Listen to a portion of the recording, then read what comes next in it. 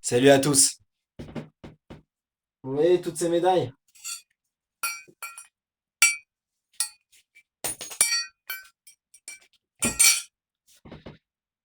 Bon, je sais, c'est rien dans le monde du JB de la lutte. Mais tout ça pour vous dire que ces médailles sont pour moi le fruit d'efforts, de concessions, de sacrifices et surtout de beaucoup, beaucoup, beaucoup d'erreurs.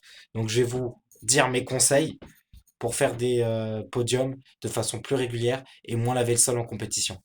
Déjà, première des choses, quand vous venez à l'entraînement, ayez un axe de travail précis. Parce que si à l'entraînement, vous n'allez qu'à la bagarre, vous n'allez jamais faire long feu en compétition. Et ça, même si vous affrontez sans cesse des mecs plus gradés à l'entraînement. Deuxième des choses, il faut venir en compétition régulièrement. Faire deux trois compètes dans l'année, ça suffit pas. Parce que la compétition, quand vous appréhendez vos premières compétitions, vous aurez beaucoup, beaucoup, beaucoup, beaucoup de stress. Beaucoup de stress, beaucoup de stress, beaucoup de stress.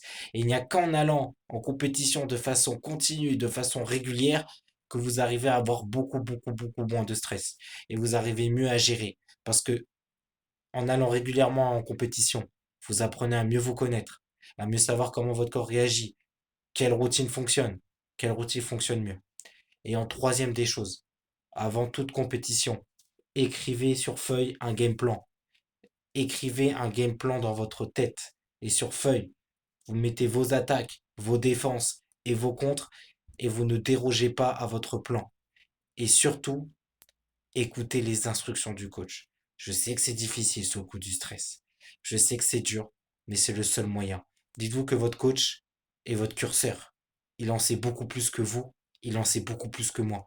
Donc quand il dit quelque chose, c'est pour votre bien.